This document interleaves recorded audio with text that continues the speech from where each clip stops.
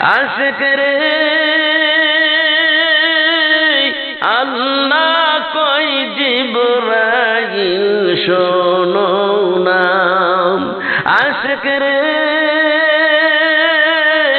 আল্লাহ কই জিবরাইল শোনো না। তুমি আসমান সাজাও জমিন সাজাও, তুমি আসমান সাজাও জমিন সাজাও, সাজাও বেহেশত খানা। ইমানদার গণ জুলুস করো না, ঈদে মিলাদুন নবীর মা এই দুনিয়ায় সে অসহায় এবং কোন মানুষ নাই তারে ওই আরব দেশের ওই যুগে এতিম রে কেউ দেখে না, এতিম রে কেউ ভালোবাসে না। তখন আমি তো আপনার সহায় হয়ে গেছিলাম গো হাবিব। আলাম নাজা আলাম ইয়াজিদিকা ইয়াতীমান ফাআবা, আমি কি আপনাকে এতিম অবস্থায় পাই নাই? তখন তো আমি আমার কুদরতি ভাবে আমি আপনার আশ্রয় দিছি গো নবীজি। জানি আপনি আমার বন্ধু গো হাবিব, আপনার তুলনা কোন পয়গম্বরের সাথে হয় না। ওই নবীর মহব্বতে বেশি বেশি দুরূদ পড়বেন। আমার আলোচনা আমি শেষের দিকে চলে যাব বাবা, অনেক লম্বা আলোচনা, এর শেষ কোথায় আমি জানি না, তবে আমি কিছুক্ষণের ভিতরে শেষ করে দিতে চাই।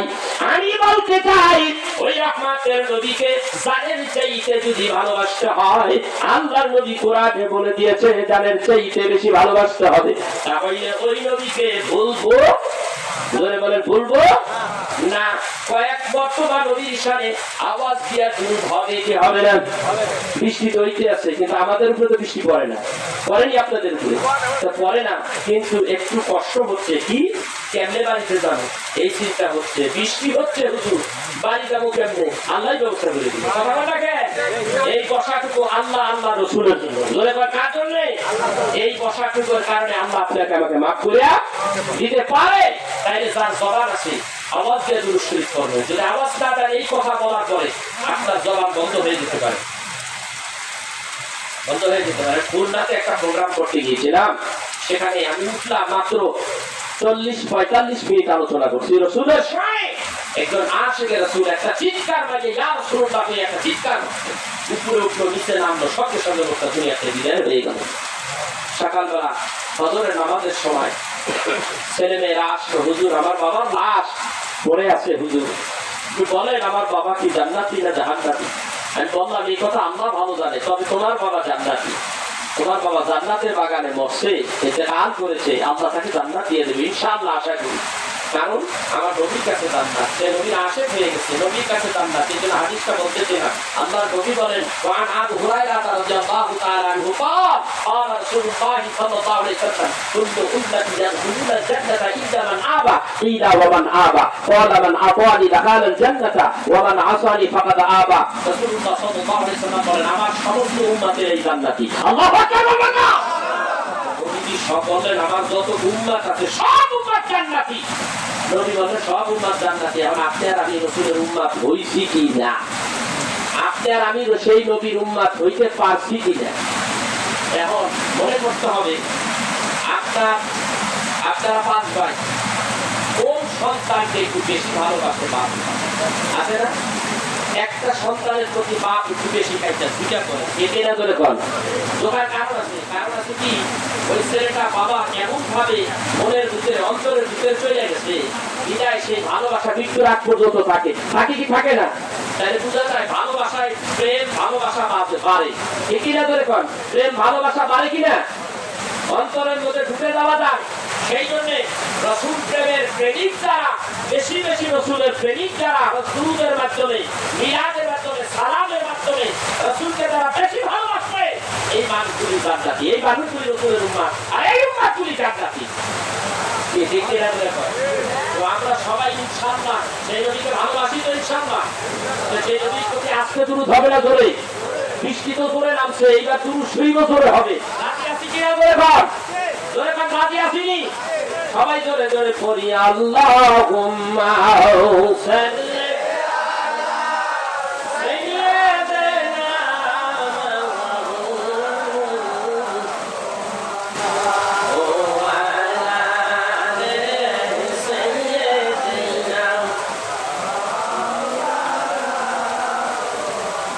দেন গো প্রাণের নবী, দেখা দেন এই দুনিয়ায়, দেখা দেন গো প্রাণের নবী, দেখা দেন এই দুনিয়ায়। আপনার দেখা পাইলে গো নবীজি, ভয় নাই মৌতের শেষ বেলায়। আল্লাহুম্মা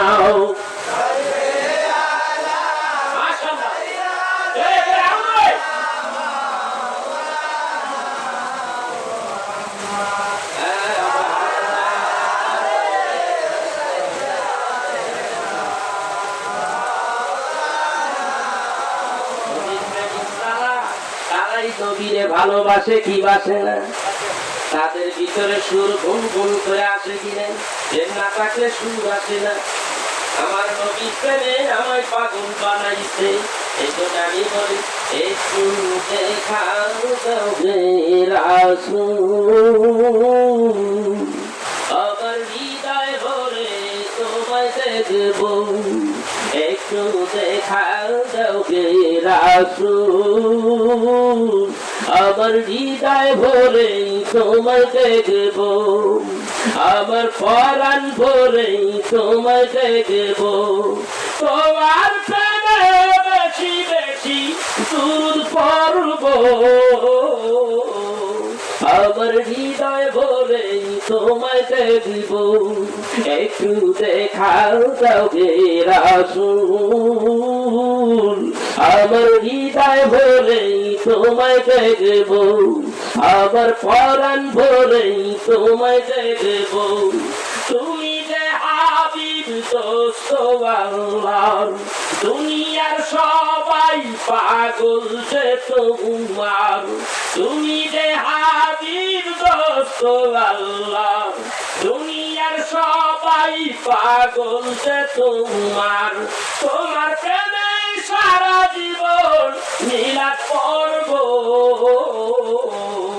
আমার হৃদয় ভরেই তোমায় দেখব, একটু দেখাও তবে রাসূল, আমার পরাণ ভরে তোমায় দেখব, একটু দেখাও তবে রাসূল,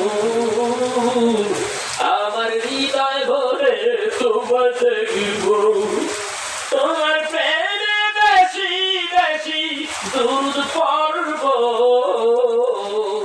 আমার হৃদয় ভরেই তোমায় দেখব, আদিতে শুনি দেখিলে তোমায়, দোজখের আগুন হারাম হয়ে যায়, আদিতে শুনি দেখিলে তোমায়, দোজখের আগুন হারাম হয়ে যায়, দেখা দাও নবী গো তোমাকে দেখব, আমার হৃদয় ভরে তোমায় দেখব, একটু দেখাও তোকে রাসূল, আমার পরাণ ভরে তোমায় দেখব, আমার হৃদয় ভরে তোমায় দেখব, তোমারই প্রেমের দিদারের আশায় আল্লাহ নিলেন তোমায় আরশে মুআল্লায়, তোমারই প্রেমের দিদারের আশায়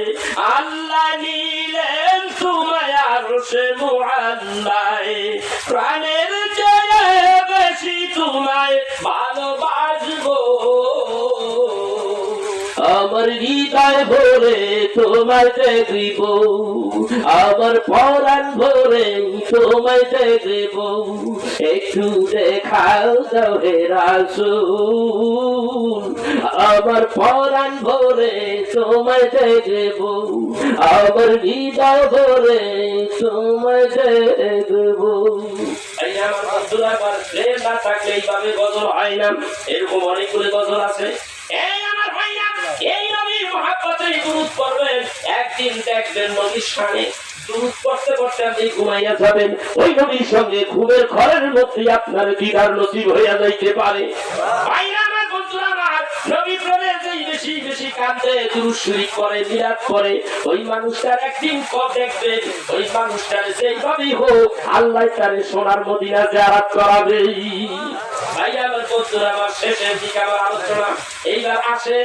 আমরা যারা এখানে বসেছি ভাইরা, আল্লাহ চাই না, আল্লাহ চাই কি চাই না, নবী চাই কি চাই না। আল্লাহ নবী কিভাবে পাওয়া যায়? একটা মাধ্যম, সেইটা হলো পীর মাশায়েখ। পীর মাশায়েখের হাতে বায়াত হবে, সিলসিলায়ে ফুরফুরা হক, সিলসিলায়ে ফুরফুরা যারা যারা প্রতিনিধি রয়েছে তাদের হাতে বায়াত গ্রহণ করবেন। বায়াত গ্রহণ করলে বাবাজিরা বা অনেক মানুষ আছে এই জায়গায় দেখবেন, আপনাদের দেশে সবাই শাহ শরীফ জিন্দানি দৌড়াইয়া যায়, বরাবর না কেন? ওইখানে যান, কি জন্য যান? একটু জিয়ারত করবেন। অতিরিক্ত আর তো কিছু এখানে পাওয়া যায় না। আছে আশেপাশে খালি ভণ্ডামি, ঠিকই না, খালি ভণ্ডামি। কিন্তু জিয়ারত করবেন, আল্লাহর ওলিদের মাজার জিয়ারত করবেন। এইটার বিরোধিতা আমি কখনো করি না, করবো না, কারণ জিয়ারত করা রাসূলের সুন্নাত। এই আমার ভাইরা, যারা ভণ্ডামি করে এদের ঠ্যাং ফিরিয়ে ভাঙবেন, রাজি আছে কিনা? এদের ঠ্যাং ফিরিয়ে ভাঙবেন, মাজার ভাঙবেন না। এখন তো মাজার ভাঙা শুরু হয়ে গেছে। যারা মাজার ভাঙবে এরা বুঝলো না আল্লাহর ওলিদের মাজার ভাঙা যাবে না, তাই আল্লাহ ঠ্যাং ফিরিয়ে ভাঙবে। যারা বেঈমানি করে, যারা শয়তানি করে, যারা মাজারে ভণ্ডামি করে, এদের ঠ্যাং পিটাইয়া ভাঙতে হবে, কিন্তু মাজার ভাঙা যাবে না। ভাই আমার, এরাই তো একদিন ইসলাম আনছে। এই দেশে নবী আছে নাই, নতুন কোন কেউ আছে নাই ইসলাম নিয়ে। এই দেশে আল্লাহর ওলিরা এই দিন ইসলামকে নিয়ে আসছে। আপনার আমার মাথায় টুপি উঠাইয়া, টুপি উঠাইতে শিখাইছে আল্লাহর ওলিরা।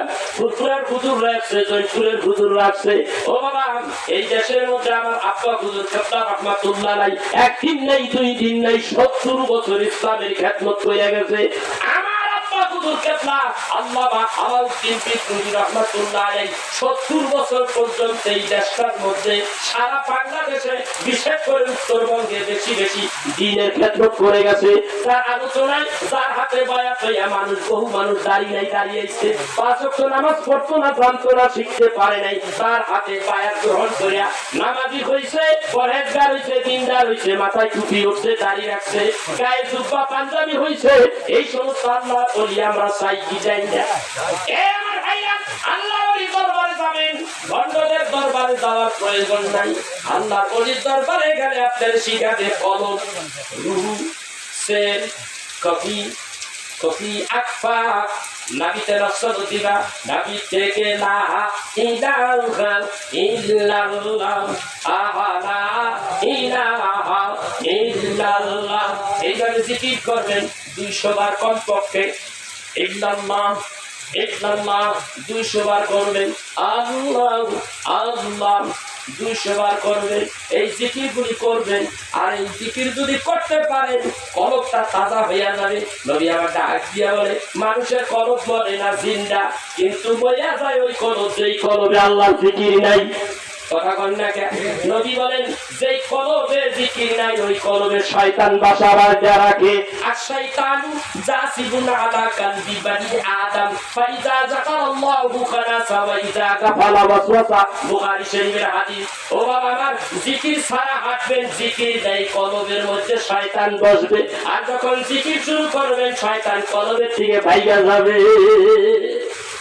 এই আমার ভাইয়া, এইভাবে জিকির করবেন। এই কলবের মধ্যে একটা মাকাম আছে, সেই মাকামে হযরতে আদম আলাইহিস সালাতু ওয়াস সালামের কদমের মাকাম। এইখানে 6টা লতিফার মধ্যে, 6টা লতিফার মধ্যে শুধু নষ্ট লতিফা বাদে 5টা লতিফায় 6 জন নবীর মাকাম আছে। একটার মধ্যে আছে হযরতে মুসা আলাইহিস সালাতু ওয়াস সালাম, এই কপালের মধ্যে আছে হযরতে ইব্রাহিম আলাইহিস সালাতু ওয়াস সালামের আপনার কদমের মাকাম। এইভাবে যারা আল্লাহর ওলি, তারা জানতে পারে কলবের খবর তাদের কাছে আছে, কোন কলব কোন রঙের, কোন কলবে কোন নবীর মাকাম আছে, কোন কলব থেকে কিভাবে জিকির তুলতে হবে, কিভাবে দুরূদ শরীফ পড়বেন, কিভাবে কলবের মধ্যে আপনি জিকির করবেন, কিভাবে জীবনটা সুন্দর করবেন। ওইটি আপনার জানার জন্য একটা কিতাব আছে আমার কাছে। এই কিতাবটার নাম মারিফাত দর্পণ। আপনি যে সমস্ত বন্ধ করা, আপনি যে সমস্ত তরিকা নিয়ে